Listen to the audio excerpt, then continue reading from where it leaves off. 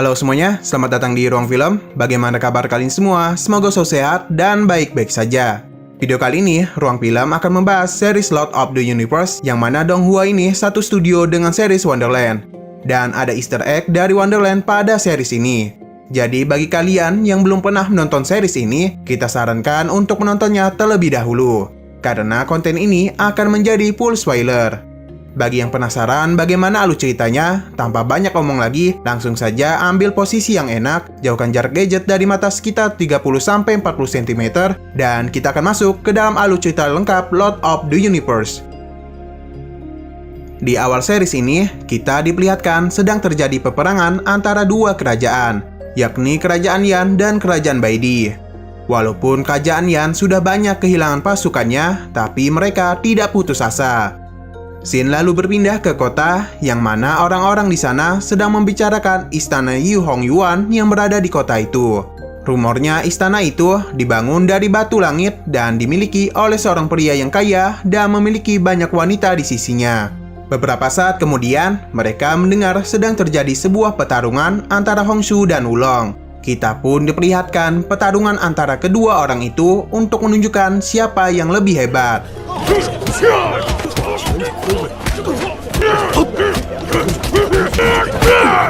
Tidak lama kemudian, ada seorang wanita yang memberitahu mereka untuk menghentikan pertarungan di depan istana. Karena tuan mudanya tidak menyukai ketenangannya diganggu dan meminta mereka untuk pergi.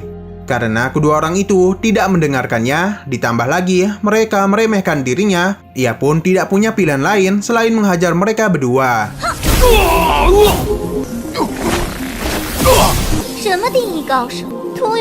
Wanita itu pun memperkenalkan dirinya yang bernama Xu Xiaoxiao. Sepertinya pengisi suara Xiaoxiao ini ada pengisi suara dari Yan Kan dari series Wonderland.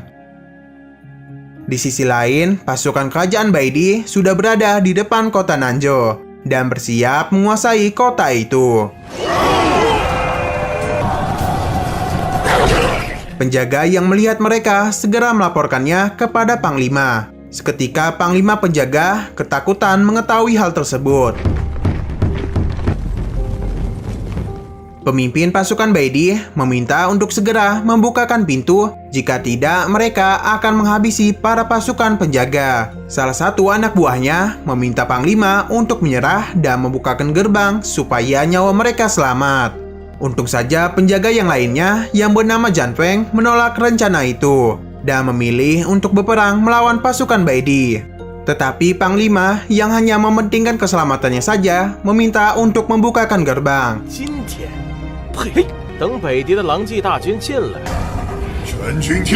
Nah, tidak lama kemudian ada seorang wanita yang datang dan membuat mereka terkejut.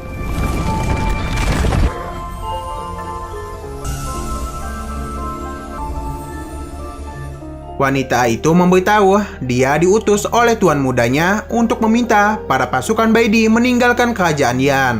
Dan jika mereka terus menolak, maka tuan mudanya akan menghancurkan kerajaan Baidi.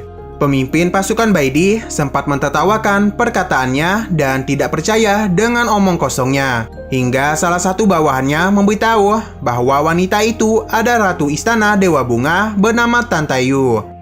Mendengar hal itu, ia pun sedikit ragu karena Tantayu itu sangatlah kuat. Bahkan jika kerajaan Baidi bergabung, dia masih bisa untuk menghancurkannya.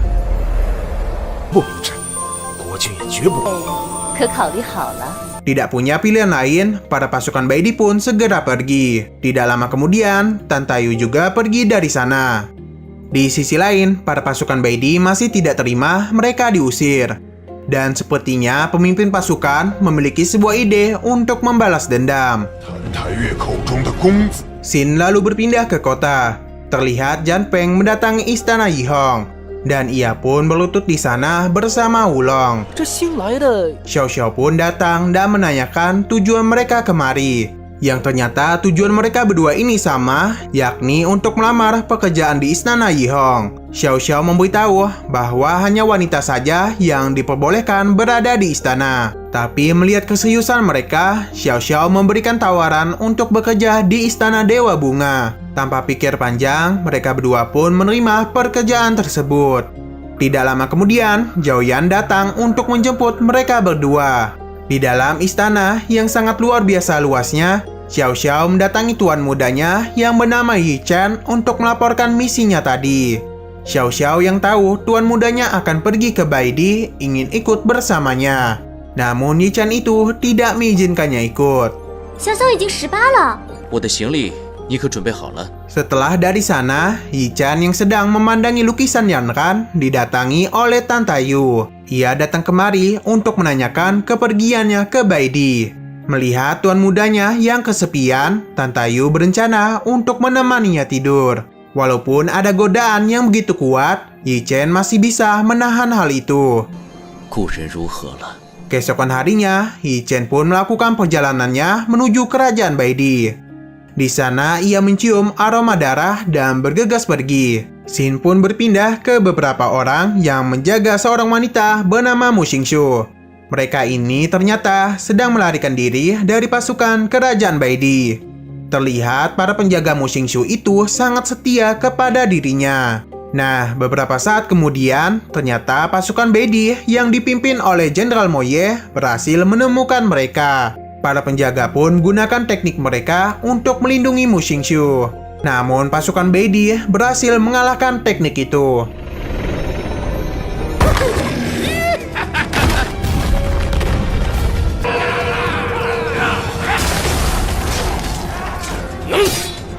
Mu Xingshu menggunakan kekuatannya untuk melindungi para penjaganya. Namun hal itu tidak bertahan lama. Ia pun meminta Kapten Lin untuk menghabisi dirinya. Tapi Jenderal Mo berhasil membawa Mu Xingshu pergi. Di perjalanan itu, mereka dihentikan oleh sesuatu. Yang ternyata itu adalah Yi Chen. Dia yang adalah seorang pria sejati, tidak tega melihat wanita dipermalukan. 这么多年了，去联系女子，而你，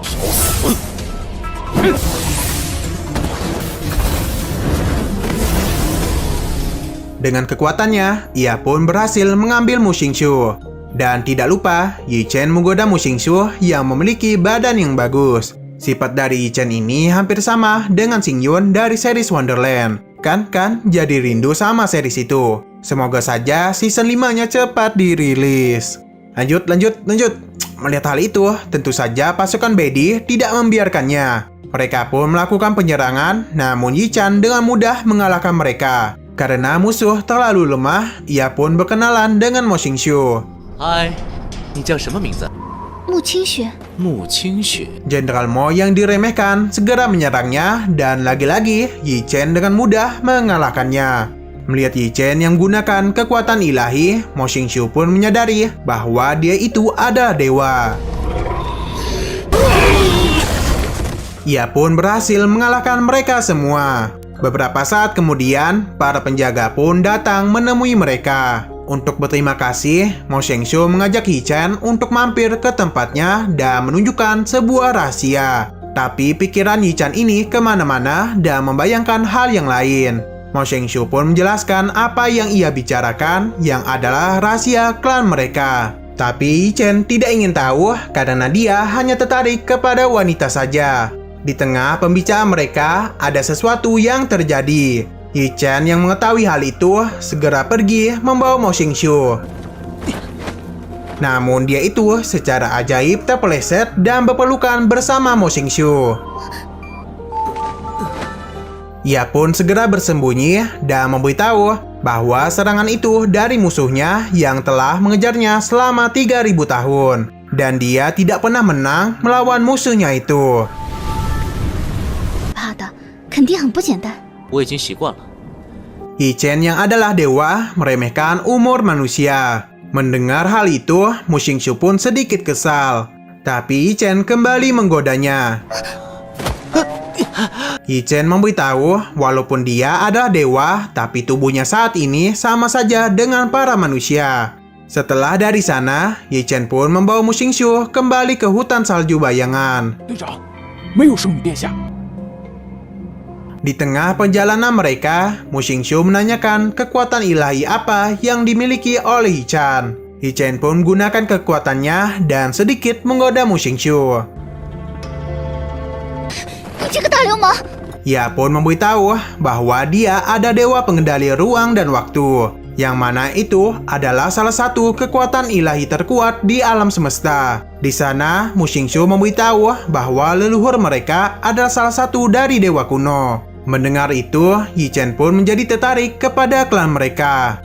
Di perjalanan itu, Yi Chen terus menggoda Mu Xingqiu. 其实人还不错。那我就当你是在夸我了。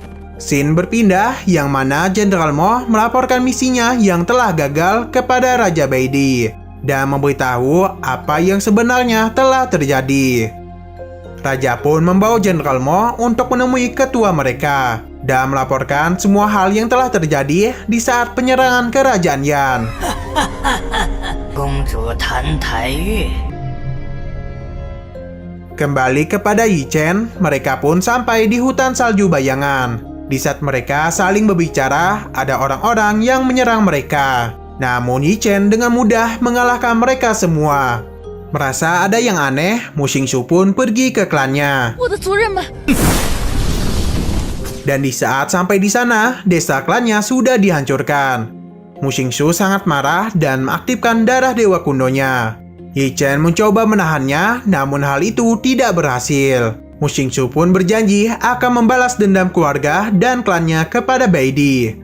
Jika Yi Chen membantunya, dia bersedia melakukan apapun. Melihat ketulusannya, Yi Chen pun bersedia, tapi dia tidak ingin dibayar. Mu Xingqiu pun membawa Yi Chen pergi ke makam leluhurnya.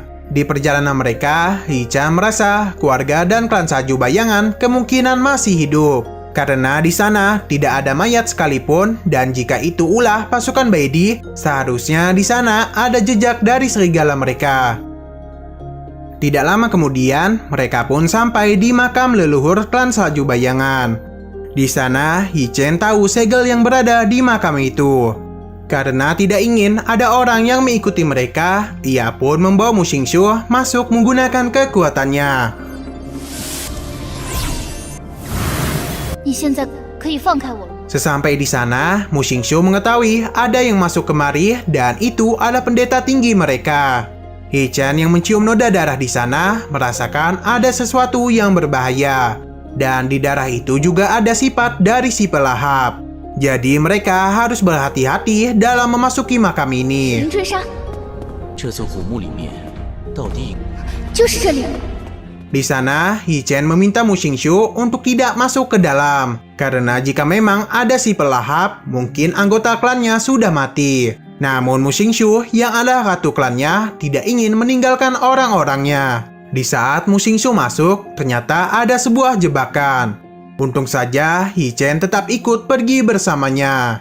Mereka pun kembali melakukan perjalanannya. Yi Chen menceritakan perjalanan yang selama ini dia lakukan sebagai seorang 最 dewa. 深奥的东西飞天九地，但是过了 Nah, tidak lama kemudian, mereka melihat sebuah artefak yang sangat kuat yang dikendalikan dari dalam. 直进。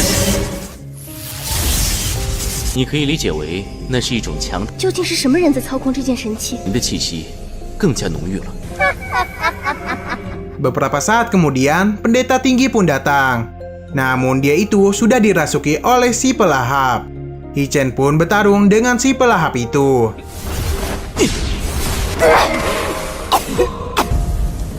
吞噬你的神力。 吞噬我的神力。 Dengan kekuatannya, Yi Chen pun berhasil menahannya dan menarik keluar si pelahap. Ia ingin membuat kesepakatan dengan Yi Chen, namun hal itu ditolak. Hingga akhirnya si pelahap berjanji akan memberitahu sebuah rahasia besar. Yi Chen pun bersedia, tapi si pelahap itu malah masuk ke dalam tubuhnya. 你的神力气息。 Namun hal itu tidak semudah yang ia pikirkan. Yi Chen yang ada seorang dewa berhasil membebaskan dirinya dan menghabisi si pelahap. Mereka pun melihat keadaan dari si pendeta tinggi. Nah, artefak di sana berubah menjadi makhluk dari dunia para dewa.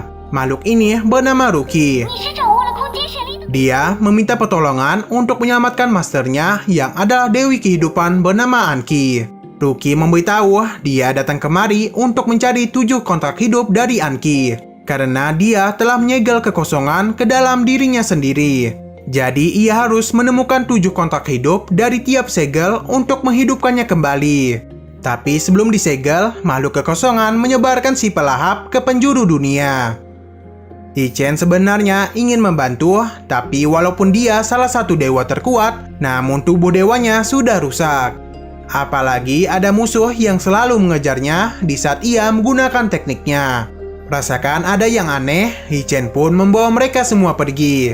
Di sisi lain, Xiao Xiao merasa khawatir kepada tuan muda mereka. Tidak lama kemudian, Tan Tayu mendapatkan surat mengenai jejak dari Hao Tianzhong yang ada musuh lama Istana Yihong. 这一战， Di sisi lain, kita pun diperlihatkan pada pasukan dari Hao Tianzhong, yang mana mereka ini berencana untuk menghancurkan Istana Dewa Bunga dalam satu gerakan. Kembali kepada Yi-Chen, di sana pendeta sudah bangun. Ia pun memberitahu bahwa klan mereka diserang oleh Hao Tianzhong. Tapi dia tidak mengetahui kenapa mereka menyerang klan Salju Bayangan. Dan dia juga tidak mengingat tentang si pelahap.